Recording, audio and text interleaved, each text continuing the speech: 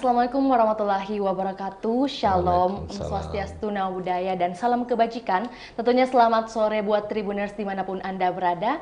Senang sekali rasanya saya Firnana Jiretno dapat menjumpai Anda dalam sore hari ini. Tentunya dalam program podcast Sulsel Series yang edisi ke-11. Dan tentunya kali ini kita akan membahas satu kabupaten yang terletak dekat sekali dengan Kota Makassar, yaitu Kabupaten Maros. Adapun tema yang telah diusung hari ini yaitu Maros menuju Gelanggang Internasional melalui Geopark UNESCO. Dan tentunya Vio tidak sendiri, telah hadir pemimpin kabupaten dari Maros, yaitu Bapak Haji Andi Sapril Khaidirsyam, SIP MH. Tentu saja langsung saja kita sapa narasumber kita yang kali ini. Halo Pak, Assalamualaikum. Waalaikumsalam Mbak Vio ya, selamat sore nih. Iya, selamat sore. Saya disapa duluan ini, selamat sore. Pak, gimana kabarnya Pak? Alhamdulillah, ini tetap Sehat-sehat. semangat ya? Iya, tetap semangat di sore hari ini ya Pak tentunya. Iya, Pak, sebelum ke sini mungkin ada aktivitas apa saja nih Pak? Ya tadi di kantor lah ada Ya.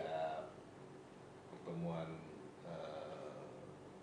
secara internal tentang inflasi di daerah. Oke.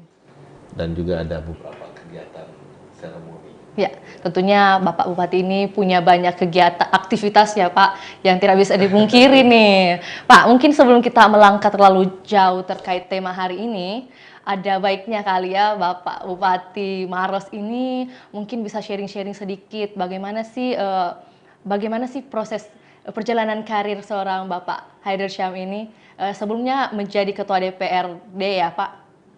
Iya. Ya.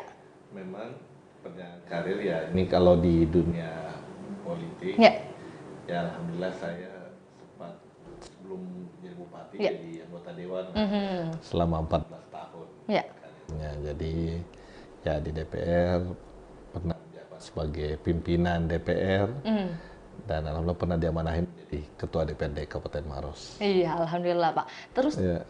lantas bagaimana sih Pak transisi dari menjabat sebagai ketua DPRD ini kemudian menjadi seorang bupati di Kabupaten Maros Pak? Mungkin bisa diceritakan sedikit? Iya, alhamdulillah lah karena sebenarnya ketika misalnya kita menjabat menjadi bupati dan pernah punya pengalaman di DPRD, artinya tugas dan fungsi kita selama di DPR, fungsi legislasi, fungsi penganggaran dan fungsi kita di situ untuk selama bertugas itu bisa diterapkan juga sama di eksekutif lah. Cuma memang tugas kemarin di sekarang bupati ini lebih banyak mengeksekusi ya hasil-hasil yang telah ditetapkan bersama dengan pihak legislatif. Iya. Jadi tentunya bekal dari pengalaman sebelumnya ya Pak menjabat sebagai ketua DPRD ini kemudian melanjutkan ke tanggung jawab yang lebih besar ya Pak? Betul.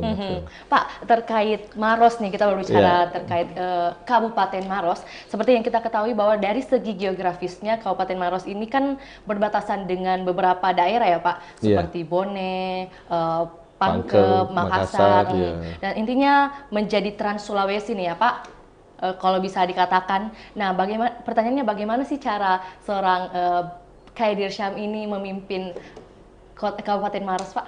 Mungkin bisa dijelaskan sedikit. Kabupaten Maros yang punya potensi letak geografis yang alhamdulillah ini sangat bagus karena kami ini adalah kabupaten penyangga Kota Makassar, di mana pusat ibu kota Sulawesi Selatan ini ada di Makassar. Jadi otomatis pengembangan Kota Makassar itu pasti juga akan berimbas kepada pengembangan di Kabupaten Maros. Betul. Yang kedua, secara geografis karena pusat transportasi juga letaknya dekat dengan Kabupaten Maros. Malah di Kabupaten Maros, misalnya Bandara Sultan Hasanuddin berada di Kabupaten Maros, masuk tol dekat dengan pelabuhan, sehingga potensi itu membuat Kabupaten Maros ini juga ikut berkembang secara maju. Jadi Kabupaten Maros yang punya potensi alam yang sangat bagus, yang sangat luas. Ya awalnya kita dulu waktu 15 tahun yang lalu memang potensi misalnya di sektor pertanian yang cukup besar, tinggi, sekarang karena kemajuan juga dengan kondisi geografis Kabupaten Maros, sehingga sektor jasa dan sektor hunian juga akan semakin berkembang di Kabupaten Maros. Tentunya bukan hanya sekarang ini bukan hanya dari sektor pertanian ya Pak, tentunya ada pemukiman yang semakin berkembang ya Pak. Iya, karena kita tidak bisa mungkin kalau Kota Makassar ya kerjanya di Makassar, tapi ya tinggalnya di Kabupaten Maros, kan sama dengan kalau kota-kota di Jakarta kerja tinggal di Tangerang, Bekasi dan semuanya. Ini konsekuensi dari kota-kota satelit lah, ya, dan itu yang kita lakukan. Tapi kita berharap mudah-mudahan itu punya dampak positif untuk pengembangan Sulawesi Selatan dan pengembangan Kabupaten Maros. Iya, Pak, tadi kita ini berbicara mengenai bagaimana sih gaya kepemimpinan dari seorang Pak Haider Syamie ini sebagai Bupati Maros. Mungkin bisa dijelaskan sedikit nih Pak, seperti apa? Apakah visioner, demokratis, atau kayak gimana sih Pak? Ya, gaya kepemimpinan kita gaya kepemimpinan yang ya paling tidak harapan kita ini bisa memimpin dengan baik dan memanfaatkan semua potensi yang ada di Kabupaten Maros. Sehingga yang paling utama adalah sebenarnya keterbukaan lah. Betul. Proses transparansi dan keterlibatan semua pihak. Sekarang ini bukan gaya di mana pemimpin itu hanya misalnya bupati saja yang bisa segalanya. Enggak. Kita ini harus merangkul dan melakukan kolaborasi dengan semua pihak untuk mencapai tujuan pembangunan. Sehingga ini yang harus kita buka saat ini. Ya, jadi membuka peluang bukan hanya seorang bupati ya Pak yang bisa bekerja. Tentunya ada rekan-rekan kerja lain yang berkolaborasi untuk tetap bersinergi gitu ya Pak. Pak, secara umum bagaimana sih langkah seorang Pak Bupati ini untuk membangun Kota Maros pada sektor-sektor yang secara umum nih Pak? Iya, saat ini memang Kabupaten Maros ini tidak bisa dielakkan kondisi geografis tadi dengan sektor transportasi yang dekat, misalnya ada bandara, mungkin nanti ada transportasi baru dengan ada jalur kereta api ke depannya misalnya, dan berbagai sektor. Ini bisa membuat Kabupaten Maros ini harus mau tidak mau bisa menerima sektor pengembangan di sektor jasa tersebut. Sehingga memang ini yang kita antisipasi, bagaimana menata ruang kota Kabupaten Maros ini dengan sebaik-baiknya.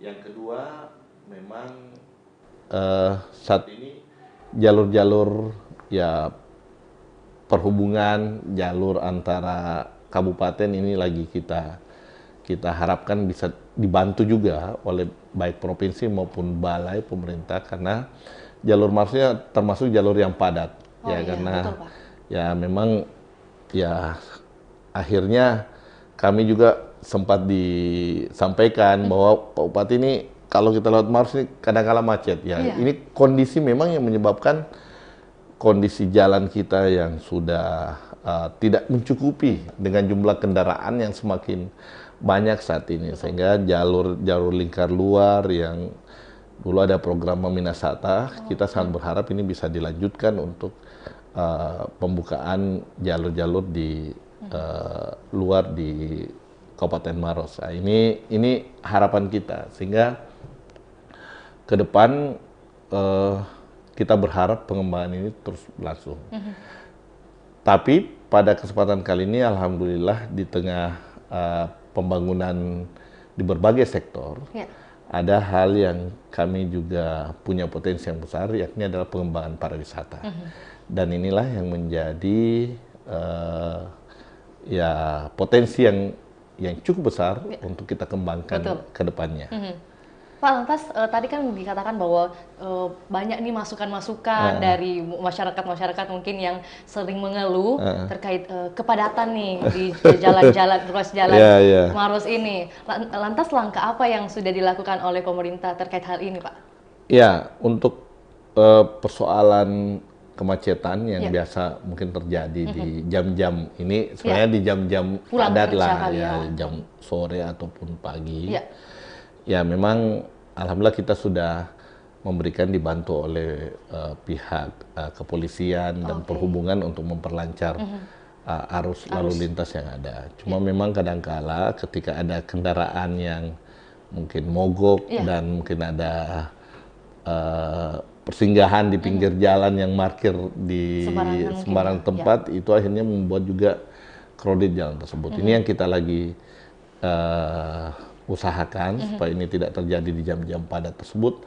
Tapi yang paling utama adalah kita memang berharap ke depan bahwa jalur poros ini, jalur nasional ini menjadi pemikiran bersama kita. Ya, konsep pembangunan jalan lingkar luar, program Maminasata dulu itu menjadi konsep yang bagus lah untuk kita lanjutkan dan mudah-mudahan ini bisa kita wujudkan ke depannya. Ya, selain dari program Maminasata ini Pak, mungkin apakah ada planning perbesaran jalan mungkin? Ya, kalau untuk jalan porosnya memang kita agak sedikit ya kewalahan ya, karena memang di pinggir jalan ataupun di jalan poros kita, di ruasnya ini sudah padat dengan bangunan-bangunan. Alhamdulillah sebenarnya lama ini pembukaan jalan di sisi luar, di jalur luar, itu sudah ada beberapa jalan yang kita sudah buka. Ya, di masa pemerintahan sebelum saya, Bapak Atta Rahman itu sudah membuka juga jalur di lingkar luar, dan alhamdulillah ini sudah terbuka. Misalnya jalan menuju ke Makassar dan ke beberapa tempat, ya memang itu sudah kita buka. Cuma memang lebar jalannya yang masih kurang lebar, sehingga kalau ketemu kendaraan yang besar dan volumenya yang agak besar, ini masih membutuhkan ya mungkin macet juga di tempat itu. Pak. Ini yang lagi kita harapkan ini. Makanya untuk konsep jalur Maminasata dulu yang sudah dicanangkan, tapi akhirnya ini terancam dihapus lagi katanya dari PSN. Jadi ya kita berharap ini masih bisa dipertahankan. Pak, tadi kita kan berbicara masalah kepadatan di Kabupaten Maros nih. Berarti ini kan melibatkan masyarakat mungkin yang melalui atau bahkan penghuni di Kabupaten Maros itu sendiri. Nah, bagaimana sih pandangan Pak Bupati ini terkait masyarakat yang ada di Kabupaten Maros, Pak? Iya, alhamdulillah. Ini menunjukkan sebenarnya tingkat perekonomian kita ini berputar dengan bagus. Jadi memang kepadatan jalur-jalur yang ada di poros di jalan nasional ini yang kita antisipasi bersama. Jadi alhamdulillah ini perhubungan kami dan dibantu oleh kepolisian ini terus memantau dan membantu kelancaran perjalanan di jam-jam yang padat tersebut. Kemudian menjadi pertanyaan sih Pak, bagaimana pandangan Bapak terkait generasi muda, Pak, masyarakat yang ada di Maros ini? Iya, saya selalu katakan bahwa saat ini kalau kita akan menghadapi bonus demografi, ya sebenarnya Kabupaten Maros kita sudah hadapi, karena saat ini angka 51% jumlah penduduk Kabupaten Maros yang umur 15 tahun sampai 35 tahun itu sudah di angka 51%. Apa artinya? Bahwa generasi muda, kaum milenial sudah semakin besar di Kabupaten Maros. Inilah yang menjadi ya gerakan kami di pemerintah daerah. Ini berharap kita lebih memperhatikan para generasi muda ke depan ini. Ini yang kita jaga. Caranya ya kita punya program untuk memberikan bagaimana peningkatan kapasiti building anak-anak muda kita, kemudian bagaimana potensi mereka, dan mengarahkan mereka untuk pencapaian ke depannya. Sehingga ada beberapa kerjasama yang kami lakukan dengan balai-balai tenaga kerja, kemudian dengan berbagai kegiatan untuk memberikan pelatihan-pelatihan kepada para generasi muda ini. Ya, ada juga program di pertanian, bagaimana kita buat program dan dibantu oleh kementerian, yakni program YES untuk menciptakan petani-petani milenial. Nah, ini yang kita harapkan, sehingga mindset pemuda kita tidak berpikir hanya mau menjadi ASN saja, iya, tetapi dia bisa berusaha dan berbuat dan untuk menjadi ya wirausaha muda Betul, yang Pak. sukses. Iya. Dan ini yang lagi kita lakukan, bahwa misalnya di sektor pertanian, ketika dia menjadi petani yang baik, petani yang unggul dan lebih potensial lagi, ini hasilnya lebih tinggi Iya. dibanding ketika dia berharap pada ya mungkin keterbatasan kuota, ataupun ya saat ini kalau misalnya mau jadi ASN semuanya. Nah, ini harapan kita, sehingga pemuda ke depan ini bisa menjadi pemuda yang bisa mandiri. Sambil kita juga berharap semoga karakter pemuda-pemuda kita ini bisa dijaga dengan baik. Iya, betul, Pak. Ya. Berarti luar biasa sekali bentuk perhatian dari pemerintah Kabupaten Maros itu ya, Pak, Alhamdulillah. terkait generasi muda ini bagusnya dibuat seperti apa ya, Pak? Iya. Dengan cara diberikan pelatihan-pelatihan dan Iya. juga menjadi pertanyaan, Pak, program-program seperti apa sih yang sudah diberikan kepada generasi muda ini? Mungkin bisa disebutkan nama programnya mungkin kali, Pak? Iya, kami di beberapa OPD itu iya. kita selalu mengatakan bahwa ya ini harus memberikan perhatian kepada generasi muda. Misalnya di Dinas Koperasi dan Perdagangan, di situ ada beberapa pelatihan untuk UMKM kita yang menyasar UMKM kita, dan terutama buat para generasi muda kita. Jadi ada pelatihan berwirausaha yang bagus. Ada pelatihan, misalnya kita bekerja sama dengan Balai Diklat Industri untuk pelatihan mereka menjadi, kalau mendirikan kafe misalnya, usaha yang bagus. Nah, kemudian ada juga kita pelatihan bersama, seperti tadi di Dinas Pertanian ada pelatihan untuk menjadi petani yang milenial lah, petani yang ya, karena kita melihat kondisi sekarang petani kita di Kabupaten Maros ini hampir juga sekitar 60% ini tanda kutip ya petani kolonial ya. Umur petani kita ini sudah ya turun ke sawah umur 60 tahun atau 50 tahun ya. Kenapa tidak generasi muda kita juga bisa turun, betul, Pak. Dan hasil produktivitas pertaniannya bisa lebih meningkat. Berarti nantinya diharapkan bahwa produktivitas dari hasil pertanian ini mungkin bisa di-share melalui sosial media kali ya, Pak? Iya, betul. Tentunya dengan perkembangan teknologi yang seiring dengan generasi muda ini ya, Pak? Iya. Harapannya seperti itu. Dan saya yakin kalau generasi muda mau ke situ, insya Allah produktivitas pertanian kita akan lebih meningkat lagi.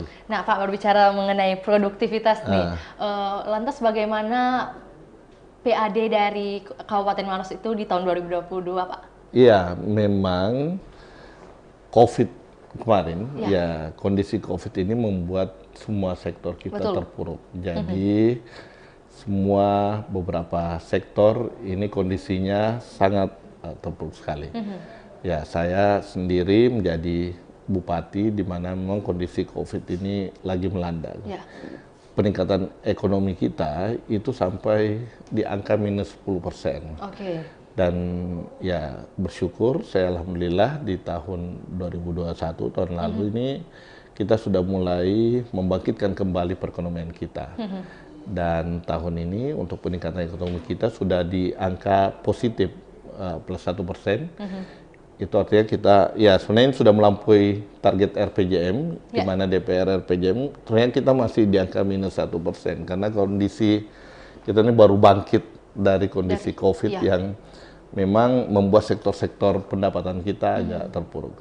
Hanya sektor pariwisata, kemudian sektor yang lain-lainnya lah, investasi dan semuanya ini memang agak terpuruk. Itu memang kondisinya, dan ya mudah-mudahan ya kondisi ini terus mereda, membaik, dan ya insya Allah mudah-mudahan semakin baguslah ke depannya. Dan tentunya dengan maksudnya cara-cara untuk meningkatkan pendapatan dari Kabupaten Maros ini mungkin bisa berasal dari ini ya, Pak. Seperti yang kita ketahui bahwa resmi menyandang status geopark internasional atau yang bekerja sama dengan UNESCO ya, Pak. Iya. Terkait ini, Pak. Geopark. Jadi untuk sektor pariwisata memang ke depan ini menjadi sektor juga unggulan kami di Kabupaten Maros. Ya, kita berupaya dengan sebaik-baiknya untuk meningkatkan sektor pariwisata ini. Jadi ya alhamdulillah potensi dan peluang pengembangan pariwisata yang dengan ditetapkannya sebagai Geopark UNESCO ini menjadi ya semakin baik pemicu kami berusaha untuk meningkatkan kepariwisataan kami, ya terutama di kawasan Kars Maros Pangkep ini. Jadi Geopark UNESCO ini kami berdua nih, Maros dan Pangkep, ya karena gugusan Kars yang terpanjang kedua setelah Cina itu ada di Maros Pangkep. Dan inilah yang membuat alhamdulillah kawasan Geopark Maros Pangkep ini menjadi kawasan Geopark UNESCO. Ya, ini memang banyak tantangannya lah untuk menjaga kawasan ini karena ada beberapa rekomendasi yang disampaikan oleh UNESCO bagaimana kami bisa mempertahankan kawasan Geopark ini. Dan yang perlu Mbak Fion tahu bahwa kondisi pariwisata kita di Maros ini cukup bagus karena kalau kemarin ada penilaian desa wisata, maka Kabupaten Maros ini mengikutkan hampir 53 desa wisata 53 yang desa wisata ikut di lomba desa wisata di Indonesia ini. Jadi beberapa site ya, beberapa lokasi site di Geopark ini, Geopark Maros Pangkep ini adalah potensi wisata yang cukup baik. Dan harapan kita ketika kondisi pariwisata kita ini membaik, insya Allah ini punya efek domino yang positif terhadap masyarakat. Betul, Pak. Di mana masyarakat bisa mendapatkan ya saja pendapatan dari pengembangan pariwisata tersebut. Ini harapan kita. Selain yang paling utama, ketika kita jaga tempat wisata-wisata ini, alam ini, berarti kita juga menjaga lingkungan hidup kita. Ini yang utama. Ya, kalau lingkungan hidup ini dieksploitasi ke sektor lain itu yang bahaya sekali. Tapi kita menjaganya dengan merawatnya menjadi sektor wisata ke depannya. Pak, lantas menjadi pertanyaan besar nih Pak. Ini kan tadi Bapak sendiri mengatakan bahwa Kars Maros Pangkep ini kan sudah diketahui bahwa Maros dan Pangkep. Bagaimana sih bentuk komunikasi dari antara dua kabupaten ini Pak terkait hal ini? Ya, alhamdulillah komunikasinya sangat baik sekali. Jadi untuk komunikasi persoalan kawasan Geopark Maros Pangkep ini, karena kami ini ada tim Geopark di tingkat provinsi, ini yang memfasilitasi komunikasi yang baik antara Maros dan Pangkep. Dan alhamdulillah ini yang terus kita jaga. Dan harapan kita beberapa site yang memang berada di Geopark Maros Pangkep wisata ini, misalnya di Kabupaten Maros ini bisa berkembang. Jadi ada Bantimurung, ada Leang-Leang, ada Ramang-Ramang, ada kemudian Bisialak Boro Bislap yang kita kenal ini tempat wisata yang dekat, ya dekat dari Kota Makassar dan alhamdulillah insya Allah memberikan ya ketika kita berwisata itu sangat baik sekali. Jadi ya ini potensinya yang sangat baik sekali. Secara geografis dekat dengan Bandara Sultan Hasanuddin sehingga ya bagi wisatawan yang baru saja tiba, ya kalau mau segera ke tempat wisata itu yang terdekat adalah di Kabupaten Maros. Ini potensinya Mbak Fion. Tentunya banyak spot-spot yang akan ditemui di Kabupaten Maros ya Pak? Iya, jadi spot yang ditemui di sana, ini kita syukuri kalau di Kabupaten Maros ini ada spot wisata alamnya.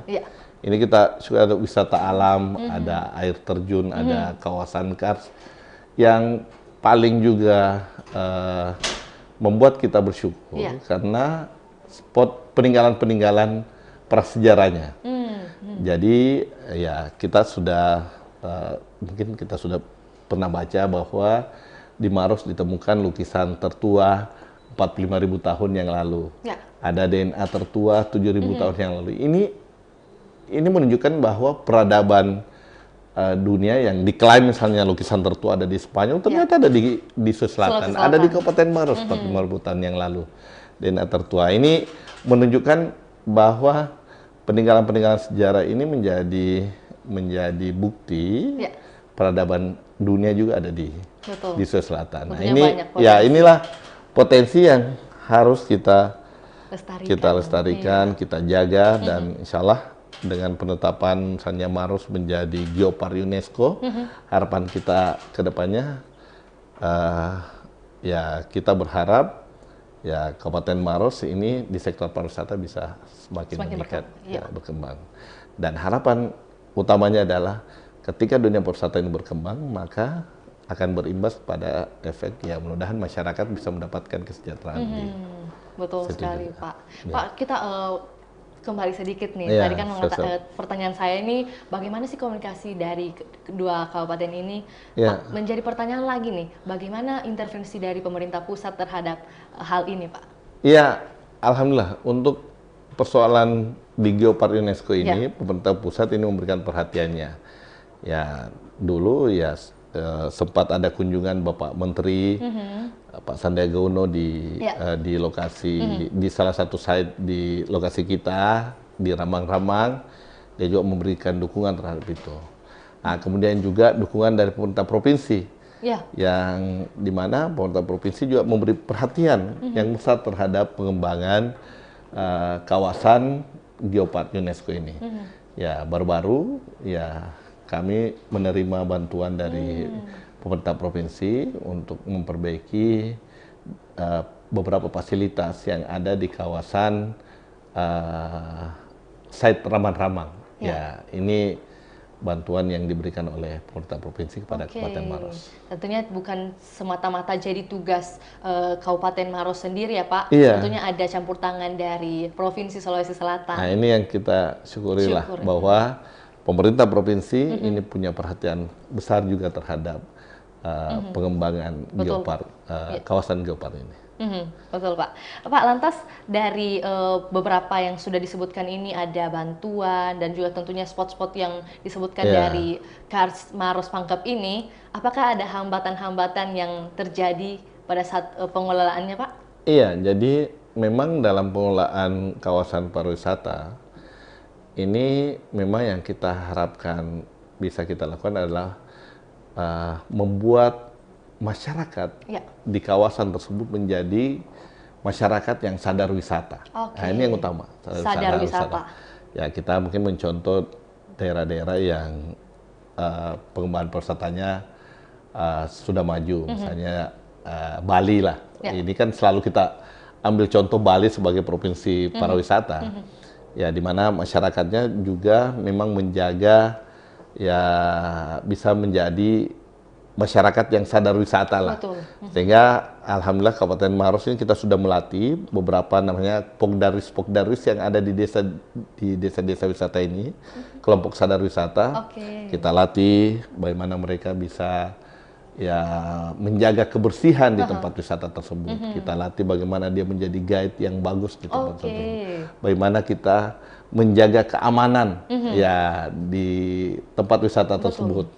Dan bagaimana kuliner di tempat wisata tersebut. Nah, ini semua harus saling berkaitan karena kalau ingin ke tempat wisata maka yang paling utama kita dapatkan para wisatawan dapat berkunjung dengan menikmati alam dengan baik, tetapi ya safety, keamanan, kemudian kesehatan juga harus tetap dijaga. Dan ini yang kita lagi lakukan, penguatan ini yang kita terus lakukan kepada masyarakat kita dan kelompok-kelompok sadar wisata, pokdaris yang ada di desa-desa wisata tersebut. Sadar wisata ya, Pak.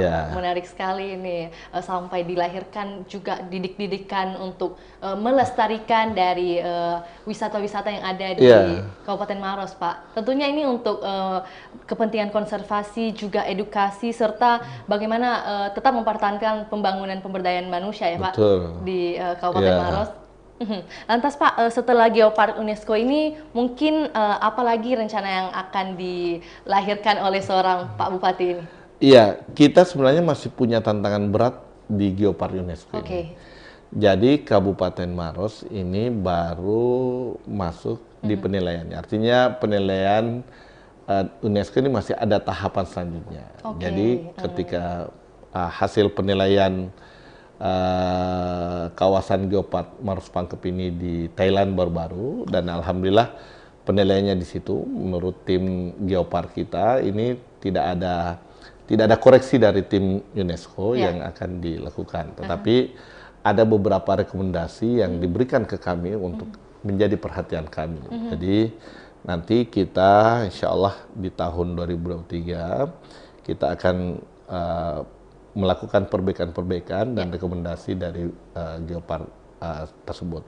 Terutama bagaimana memperbaiki sarana dan prasarana di beberapa site di lokasi-lokasi Geopark tersebut. Dan perbaikan ini dan perbaikan untuk berbagai fasilitas ini bukan cuma dari kabupaten. Alhamdulillah kita akan terus mungkin mendapat dukungan dari provinsi maupun dari pemerintah pusat. Ya, betul Pak. Berarti yang bisa di-highlight dari yang dikatakan oleh Bapak tadi ini masih terdapat PR-PR ya Pak, terkait sarana dan prasarana yang mesti dikembangkan gitu ya Pak? Iya, betul Mbak Fir. Jadi kita kembangkan sarana dan prasarananya, dan kita memperbaiki pengelolaan dari sarana tersebut. Jadi tadi ya dari kelompok yang pengelola wisata tersebut itu yang harus juga kita terus tingkatkan kapasitinya. Pak, selain Geopark UNESCO ini mungkin ada festival-festival yang telah dilakukan atau akan dilakukan oleh Kabupaten Maros, Pak? Iya, jadi memang sebuah daerah wisata, wisata pasti tidak pernah lepas dari tanda kutip event, betul, event. Betul, Pak. Jadi kegiatan-kegiatan yang dilakukan. Jadi beberapa kegiatan yang sudah sering kita lakukan, misalnya persoalan sport tourism, ya ada kegiatan Bantimurung Half Marathon, Maros Half Marathon yang lari dari satu Bantimurung ke beberapa lokasi wisata. Kemudian jalur sport tourism lainnya, ya sepeda, ya itu biasa kita lakukan. Begitupun juga menjaga budaya. Jadi menjaga budaya yang ini juga tidak lepas dari pengembangan tersebut. Jadi budaya yang sudah ada di Kabupaten Maros, budaya menanam padi, katok boko, budaya penyambutan misalnya masyarakat kalau ada tamu, misalnya, itu juga harus kita jaga sehingga ya kesan pengembangan secara tanda kutip ya modern tempat wisata tersebut tidak lepas dari juga bagaimana kita menjaga adat istiadat kita. Betul Pak, betul. Jadi bukan hanya destinasi wisatanya, tapi juga Kabupaten Maros ini menjaga budaya dan juga adat istiadat. Nah Pak, selanjutnya ini mungkin menjadi pertanyaan nih, bagaimana sih cara Kabupaten Maros atau cara untuk menarik wisatawan dan juga yang berasal dari baik itu domestik maupun mancanegara? Iya, cara menariknya adalah seperti tadi saya sampaikan, bagaimana pengelola tempat wisata dari sini dan juga masyarakat ini bisa menjadikan iklim di lokasi-lokasi tersebut menjadi iklim wisata lah. Ya, masyarakat harus datang ke situ, bisa mendapatkan berwisata dengan nyaman, dengan aman, dan juga kebersihan yang bisa didapatkan, dan juga yang paling utama adalah ya bagaimana kita bisa memberikan hal yang bagus buat mereka, sehingga ya saya yakin wisatawan baik lokal maupun mancanegara bisa berkunjung selalu di tempat wisata kita. Pak, mungkin sebelum jeda nih, sebelum jeda ke sesi 2 nih, mungkin yang paling kita kenal adalah konsep wisata 3-in-1 nih Pak, yang ada di Maros, yaitu ada Bantimurung, Leng-Leng, dan Rama-Rama. Itu mungkin bisa dijelaskan sedikit nih Pak, bagaimana sih perkembangan wisata ini? Ya, ini kita punya konsep 3-in-1, ini adalah konsep di mana kalau ini sebenarnya juga bisa mencontek di beberapa tempat. Kalau kita misalnya ke Bali ada ke Kuta, ke Ubud, dan itu bisa sehari kita bisa. Ini yang saya sampaikan ke wisatawan bahwa sehari kita bisa mengunjungi 3 tempat wisata. Misalnya pagi-pagi kita ke Ramang-Ramang, siang di Leng-Leng, baru sore di Bantimurung. Atau kita balik, pagi-pagi kita ke Bantimurung, siang di Leng-Leng, sore di Ramang-Ramang. Ini konsep ini kita sangat jual kepada wisatawan dan alhamdulillah saat ini banyak wisatawan lokal dulu Iya. untuk melakukan hal tersebut. Tentunya ini juga menjadi daya tarik buat wisatawan mancanegara ya Pak? Iya, jadi kalau di Ramang-Ramang ada wisata sungainya, airnya, dan juga pemandangan karsnya. Di Leang-Leang ada wisata prasejarah. Betul. Kita bisa temukan lukisan tertua dan tempat-tempat prasejarah yang bisa menjadi referensi ataupun buat kita semua, dan di Bantimurung kita bisa dapat air terjun. Temukan semua ini Pak, ada dari sejarah, melihat pemandangan kars, dan juga tentunya bagaimana suasana air terjun yang ada di Bantimurung ya Pak. Oke Pak, Vio masih punya banyak pertanyaan yang akan Vio suguhkan, tapi mungkin setelah jeda berikut ini ya Pak, ada jeda azan maghrib.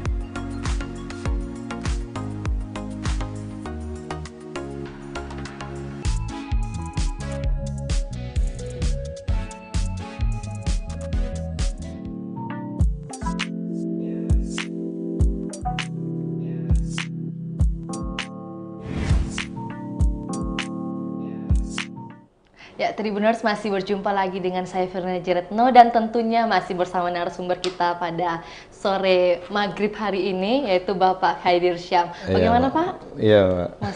Masih mau melanjutkan perbincangan hari ini Pak? Iya, siap lah. Siap lah ya Pak. Pak, tadi kita kan banyak membahas terkait Geopark UNESCO nih Pak. Lantas bagaimana sih bentuk perjuangan seorang Bapak Khaidir Syam ini sebagai Bupati Kabupaten Maros terkait pengembangan Maros untuk menuju gelanggang internasional ini, Pak? Iya, perjuangan ini sebenarnya kita semua. Jadi bukan perjuangan hanya perjuangan saya sendiri. ini perjuangan semua stakeholder yang memang punya peran yang sangat penting untuk pengembangan kawasan Geopark ini menjadi kawasan Geopark UNESCO. Ada forum pariwisata di sana, ada teman-teman Gempi, ada teman-teman forum komunikasi Darah Daeng, ada teman-teman yang memang terutama Yacht Forumnya di sana, di sana yang banyak terlibat dalam menjaga kawasan ini. Ada local hero misalnya di kawasan Geopark Ramang-Ramang, ada saudaraku Iwan Dento dan beberapa warga masyarakat yang ada di sana. Ini semua yang berjuang untuk kawasan Geopark Maros Pangkep. Alhamdulillah, misalnya di tingkat provinsi sudah ditetapkan peraturan daerah tentang kawasan Geopark ini.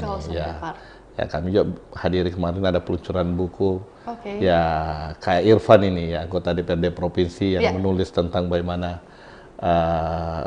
berjuang untuk Geopark ini. Jadi ini semuanya. Jadi ya saya bersama Ibu Wakil Bupati yang juga banyak turun dalam pengembangan Geopark UNESCO ini terus berupaya lah dengan sebaik-baiknya, dan yang paling utama adalah merangkul semua pihak. Betul. Merangkul semua stakeholder, merangkul semua kalangan supaya kita bisa menjaga. Karena kawasan ini bukan kawasan kita sendiri, tapi ini kawasan milik kita semua. Kawasan Geopark ini setelah menjadi global UNESCO berarti dia sudah menjadi kawasan dunia, dijaga oleh dunia dan dijaga oleh kita semua. Sehingga kita berharap kebermanfaatan dari kawasan ini menjadi nilai tersendiri karena alhamdulillah kawasan ini berada di Kabupaten Maros. Nah, ini yang kami dari Kabupaten Maros sangat bersyukur, dan insya Allah ini kawasan Geopark UNESCO ini akan terus kita jaga dan lestarikan. Siap Pak, insya Allah ya Pak. Pak, lantas tadi kan mengatakan bahwa nilai-nilai yang terkandung dari Geopark UNESCO ini, apa sih benefit-benefit yang sudah didapatkan dari klaim UNESCO secara internasional ini Pak? Iya, saya sering juga ditanya hal tersebut. Ini Pak Bupati, Bu Wakil Bupati, ini gencar sekali memperjuangkan kawasan Geopark Maros Pangkep untuk menjadi di kawasan Geopark UNESCO dunia. Apa yang didapatkan? Apa nilainya di situ? Betul. Nilai yang paling utama adalah bagaimana kita menjaga lingkungan hidup kita. Betul. Ini yang utama. Kita menjaga dan merawat lingkungan kita. Karena kalau kita menjaga lingkungan kita tetap asri, tetap terjaga, tidak tereksploitasi, ini kan bisa saja saya dan Bu Wakil mengeluarkan kebijakan yang tidak tanda kutip hanya untuk kepentingan pribadi. Ya, misalnya hanya kalau kawasan ini kita memanfaatkan ke hal-hal yang merusak lingkungan misalnya, itu kan bisa juga kita lakukan, tetapi kita tidak lakukan itu. Lebih bagus kita menjaga kawasan itu menjadi kawasan Geopark wisata, sehingga lingkungan hidup ini bisa kita jaga bersama. Dan ini nilai utamanya. Nilai utama, benefit yang didapat. Benefit yang utama di sini adalah kita menjaga dan melestarikan lingkungan kita. Sendiri, ya, Pak? Kalau ini terjaga, ya ini banyak kehidupan di dalamnya lah. Ya, kita menjaga flora dan fauna yang ada di kawasan tersebut. Betul. Ya, misalnya bisa ada tarsius, ada hewan ya langka di sana. Di Ramang-Ramang ada jutaan kelelawar yang terbang setiap sore dan kita bisa saksikan. Ya, dan ini yang kita jaga, yang kita jaga dari tersebut. Ya, sambil kita berharap dengan pengembangan pariwisata ini, maka benefit yang didapatkan oleh terutama untuk masyarakat di sekitar tersebut bisa kita dapatkan juga, misalnya dengan kunjungan wisatawan. Ya, pasti kalau kunjungan wisatawan ramai, banyak, ya tentunya insya Allah mudah-mudahan ada keuntungan dari situ. Pasti adalah. Pasti kita ada, dapat, Pak. Dapat, ya paling tidak ada UMKM yang tumbuh di situ, ada pendapatan yang didapat oleh masyarakat. Ya, ini harapan kita. Dan ya ke depan kalau misalnya ada pengelola secara baik, kemudian ada pendapatan asli daerah yang bisa didapatkan juga oleh pemerintah daerah. Jadi tujuan benefit utamanya yaitu untuk melestarikan wilayah kita sendiri, tentunya kemudian ditinjau oleh UNESCO yang kemudian akan mendatangkan nih pendapatan juga ya Pak, baik itu untuk masyarakat Maros dan juga untuk Kabupaten Maros itu sendiri. Pak, bagaimana sih upaya yang diterapkan nih untuk mempertahankan budaya dari Kars yang ada nih Pak? Iya, mengenai kebudayaannya ya. Kebudayaan dari ini. Bagaimana cara mempertahankannya? Ya, jadi tadi saya sampaikan bahwa penguatan-penguatan yang kita lakukan di kelompok-kelompok pengelola wisata tersebut maupun masyarakat di sekitar tersebut, ini yang kita lagi kuatkan saat ini. Ya, kita latih kelompok-kelompok pengelola tersebut dengan berbagai pelatihan dan juga komunitas-komunitas pariwisata di Kabupaten Maros ini kita juga menjalin kerjasama dengan bagus. Ya tadi ada teman-teman Youth Forum, ada Gempi, ada beberapa ya saling keterkaitan lah, ada yang misalnya mengolah travel dan semuanya ini harus saling kait satu dengan yang lainnya karena wisata ini harus melibatkan semua pihak dan semuanya harus saling terbuka dalam membantu mengembangkan wisata tersebut. Pak View penasaran nih terkait tadi Bapak menyebutkan ada Youth Forum. Iya. Ini bentuknya seperti apa nih Pak? Iya, kalau di gerakan-gerakan pemuda. Di Rama-Rama gerakan-gerakan pemuda. Jadi ada pemuda, forum pemuda yang memang forum pemuda yang sadar untuk pengembangan UNESCO ini, Geopark ini, Forum Pemuda Geopark. Forum Pemuda Geopark. Ya, ini yang akan membantu baik menguatkan secara internal di masyarakat, di teman-teman, terutama sebenarnya mereka mendekati kaum sesamanya, kaum milenial. Siapa? Ya, karena para generasi muda ini saat ini kan kalau kita dekati punya potensi yang besar sekali, betul. Mereka yang main di media sosial, mereka bisa menjadi menjadi iklan lah, corongnya, menjadi memediakan nih, mediakan lah, ada potensi yang kita miliki. Nah, ini yang ada di generasi muda kita. Jadi inilah harapan-harapan kita kepada teman-teman Youth Forum Geopark ini. Pak, kita melangkah sedikit nih. Mungkin menjadi pertanyaan juga, bagaimana sih bentuk intervensi dari pemerintah, bentuk intervensi budgeting dari pemerintah Kabupaten Maros untuk mengembangkan kawasan yang memiliki daratan seluas 223.629 hektar dan juga Kepulauan Spermonde, Pak? Iya, kalau Kepulauan Spermonde itu ada di Kabupaten Pangkep. Ya, Kabupaten Pangkep dan itu juga menjadi perhatian dari tim Geopark provinsi. Insyaallah dia juga saling kaitan. Ya, kalau kami khusus di wilayah kawasan Geopark yang ada di Kabupaten Maros, ini beberapa site yang kita lagi kembangkan. Rencanakan dengan bagus, jadi bukan hanya ramang-ramang sendiri yang kita kenal ya. Kalau kita selalu kan Geopark ramang-ramang, padahal masih ada site-site lain yang ada di Geopark situ. Ada sekitar 23 site yang ada di kawasan Geopark di Maros ini. Ada apa lagi? Ada Leang-Leang, ada Bantimurung, ada Leang Paning, ada Bislab, ada beberapa. Ada Saukang Kalang di Labu Aja, ada beberapa air terjun yang memang sangat indah di kawasan Geopark. Ini yang kita jaga selalu. Seperti yang dikatakan oleh Bapak ini kan tadi bahwa yang kita kenal ini hanya ramang-ramang. Ya, tentunya mungkin dari adanya Youth Forum ini nantinya akan destinasi-destinasi yang disebutkan tadi ada 23 ya Pak? Nantinya akan lebih semakin terkenal nih Pak. Iya, insya Allah. Jadi mereka ini akan menjadi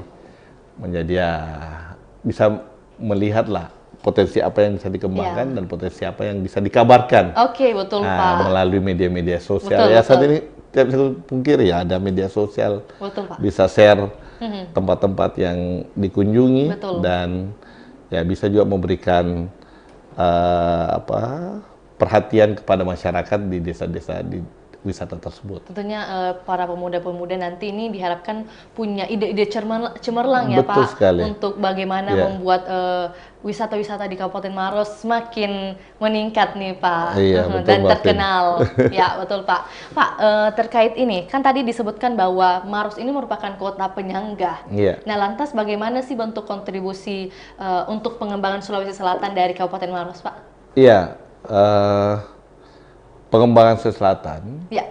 ini kontribusinya juga pasti terbesar dari, salah satu terbesarnya pasti kami juga dari Kabupaten Maros. Siap. Ya, tadi kami sampaikan untuk ketahanan pangan, pertanian, Kabupaten Maros juga merupakan salah satu kabupaten penyangga untuk ketahanan pangan di Provinsi Sulawesi Selatan. Karena memiliki sektor pertanian yang baik. Pertanian. Yang kedua, sumbangannya juga karena sektor transportasi. Ya. Bandara Sultan Hasanuddin ada di Kabupaten Maros, sehingga ini juga mendukung kelancaran setiap program yang ada di Sulawesi Selatan ini, Provinsi Selatan ini. Ini juga sumbangan terbesar. Yang ketiga adalah bagaimana kami juga ini sebagai daerah penyangga ibu kota Makassar ini, insya Allah ini ikut berkontribusi lah dalam pembangunan, peningkatan ekonomi, PDRB, dan juga memberikan ya pelayanan-pelayanan lah untuk pembangunan juga buat Provinsi Sulawesi Selatan ini. Jadi ya insya Allah kolaborasi dan kerjasama antara pemerintah provinsi dan Kabupaten Maros ini terjalin dengan harmonis. Betul Pak. Ya. Dan bukan hanya penyangga nih. Kabarnya Kabupaten Maros ini dari sisi pengembangan kota nih Pak. Maros ini kan menjadi lokasi strategis pembangunan di Moncongloe. Nah, lantas apa sih bentuk kebijakan Pak Haidir ini untuk mengasuh wilayah pengembangan ini Pak? Iya, untuk khusus beberapa tempat atau beberapa wilayah titik kita sudah membuat RT RW kawasan tersebut. Jadi Kecamatan Moncongloe misalnya yang berbatasan dengan Kota Makassar, bagaimana pengembangan hunian di situ dan juga pengembangan wisata di beberapa lokasi di situ. Nah, kemudian juga di Kecamatan Marusu kita tidak bisa pungkiri pengembangan wisata karena ada Pantai Kuri di sana, tetapi juga di situ adalah kawasan-kawasan ya pergudangan, ya pengembangan untuk kawasan industri juga kita letakkan di kecamatan tersebut. Ini menjadi penyangga karena lokasinya kecamatan itu sangat berbatasan dengan Kota Makassar. Jadi ini beberapa tata ataupun rencana tata ruang kita yang sudah kita hasilkan di Kabupaten Maros. Pak, dari hasil tata ruang ini, lantas bagaimana apa saja penghargaan-penghargaan yang sudah didapatkan oleh Kabupaten Maros, Pak? Iya, untuk penghargaan untuk rencana detail tata ruang, kita sudah mendapatkan ini peringkat kedua untuk rencana detail kita. Kemudian juga persoalan ketahanan pangan kita, alhamdulillah kita juga beberapa kali mendapatkan apresiasi yang positif dari pemerintah pusat dan pemerintah provinsi. Dan ya berbagai kegiatan lah yang kita lakukan untuk membantu pengembangan. Saya kemarin ini pengembangan pariwisata lah. Kita menyumbang 53 desa wisata untuk ikut di lomba desa wisata nasional, dan ada 3 desa wisata kami ini masuk di 300 besar, 500 besar. Ada Ramang-Ramang, ada Sokang Kalang Labu Aja, dan ada Tukamasia di Taman Wisata Doli namanya, ya di Tukamasia. Siap Pak. Pak, dalam setengah periode ini apa sih pembangunan-pembangunan yang sudah bisa dirasakan oleh masyarakat Maros?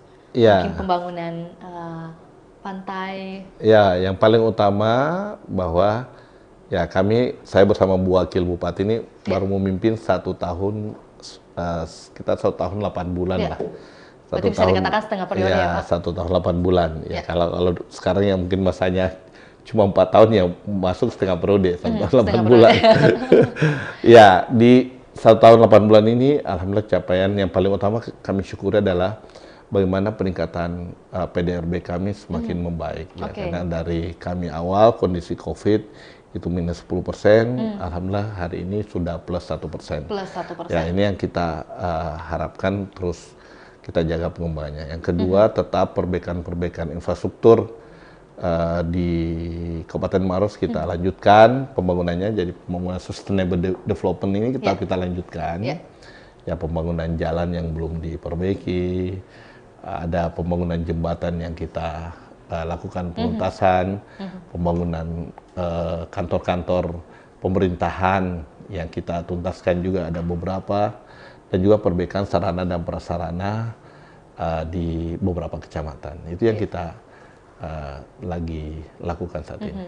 Ini terkait pembangunan ya Pak. Ya. Seperti yang kita ketahui bahwa pembangunan yang menjadi ikon dari Kabupaten Maros sendiri ini kan ada Masjid Agung Maros dan juga Grand Mall Maros nih Pak. Mungkin setelah bangunan dua ini, apalagi nih bangunan yang akan bangunan monumental yang akan dibangun dalam periode Bapak ini Pak?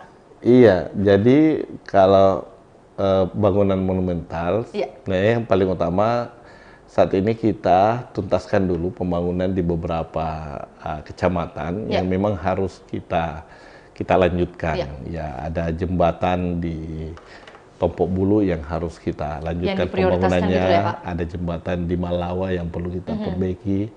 Kemudian juga melanjutkan betonisasi di beberapa titik yang harus kita lakukan perbaikan juga, dan ada perbaikan untuk sarana dan prasarananya. Ini yang kita sebenarnya jaga hal tersebut, dan ya kedepannya ya mudah-mudahan lah ada bangunan-bangunan monumental betul, ya, Pak. karena kita menunggu kondisi ya lagi-lagi kita ini baru bangkit kembali dari kondisi COVID-19 ini.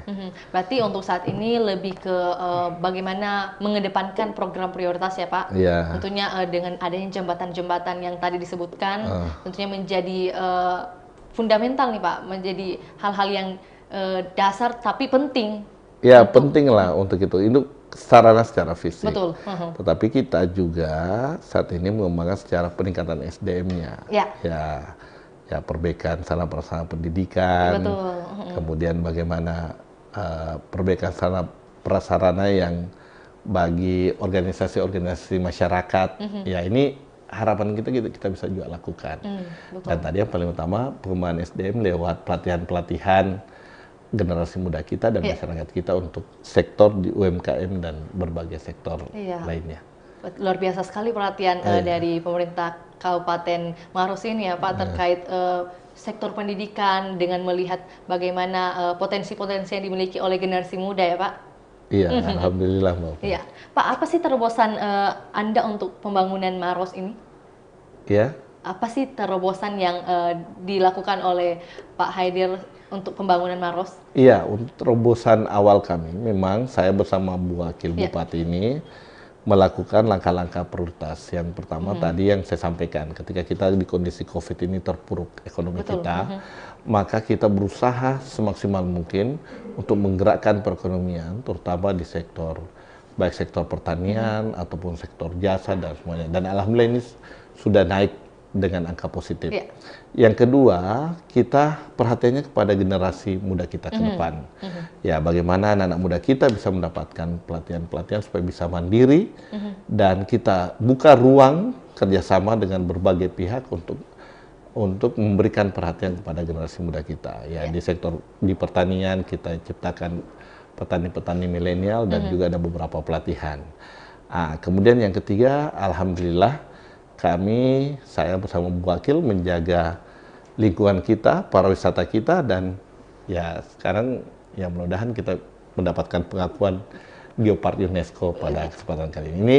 Ini terobosan yang kita lakukan di 3 sektor, ya sambil terus kita melakukan ya perbaikan-perbaikan lah secara infrastruktur di berbagai sisi ataupun yang harus kita perbaiki di Kabupaten Maros. Pak, berbicara tentang terobosan, pastinya kan ada juga tantangan-tantangan nih yang dirasakan nih. Bagaimana sih tantangan yang menjadi PR nih Pak buat dari Bapak Bupati sendiri? Iya, tantangan beratnya sebenarnya karena kami ini, saya bersama Bu Wakil ini hadir menjadi pemimpin di era pandemi COVID ini. Iya, Tantangan besarnya di situ. Tantangan besarnya. Karena terus terang ini memukul semua sektor, Betul, termasuk betul. pendapatan kita lagi terpuruk, kemudian dana dari pusat juga berkurang. Ya ini yang menjadi tantangan berat kita. Tetapi saya selalu katakan, ya tantangan ini hadir supaya kita melakukan inovasi, Betul. kita melakukan kolaborasi, dan ya semuanya kita bisa secara step by step lah kita selesaikan hal tersebut. Ya Pak, pelan-pelan gitu. Ya Mbak Fir. Iya Pak. Pak, sebelum kita menutup program pada hari ini, mungkin menjadi pertanyaan besar nih, bagaimana sih kiat-kiat sehat seorang Bapak Haidir Syam? Mungkin bisa dibagikan kepada Tribuners dan juga masyarakat Maros yang lagi menonton nih Pak. Iya, kiat sehatnya. Iya, sehat. Ya, bagaimana sih tips-tipsnya Pak? Sehatnya paling utama kita harus berpikir positif terus lah. Oke, siap. Kalau kita berpikir positif, terus ya kita berharap ini bisa membawa jiwa kita sehat. Ya, yang kedua ya harapan kita ya kita terus menjaga kesehatan lah. Iya. Ya dimanapun kita berada ya. Berarti kuncinya jangan stres ya Pak. Iya. Jangan terlalu banyak pikiran. Ya, nah itu yang hadapi semua masalah dengan senyumnya. Oh siap, iya dari tadi Pak Bupati ini banyak senyumnya ini, karena senyum adalah ibadah ya Pak.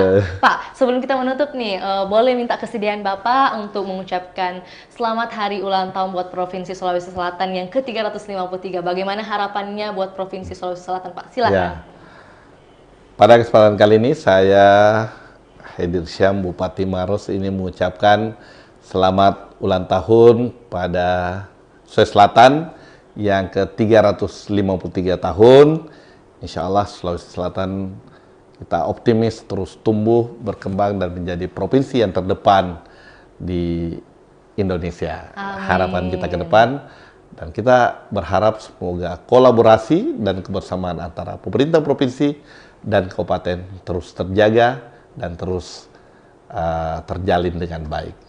Sosial optimis, sosial tangguh, dan ekonomi berdaulat. Luar biasa, mari kita beri aplaus nih buat Bapak Bupati Maros. Nah, tentunya saya selaku host ini mau mengucapkan terima kasih sudah menyempatkan waktunya untuk hadir di Tribun Timur dan sudah berbagi informasi serta pengalaman dan juga mungkin inspirasi nih bagi Tribuners nih yang lagi nonton. Makasih nih semua Tribuners. Iya, siap Pak. Tribun ya is the best lah. Is the best. Oke, siap Pak. Semoga sehat-sehat selalu Pak, sukses ke depannya, dan juga buat Tribuners tetap saksikan program social series yang akan datang, dan tentunya program-program Tribun Timur yang banyak ini jangan lupa untuk disaksikan. Saya Firna Jeretno mewakili narasumber dan juga seluruh kru yang bertugas pamit undur diri. Sampai jumpa. Assalamualaikum warahmatullahi wabarakatuh. Waalaikumsalam warahmatullahi wabarakatuh.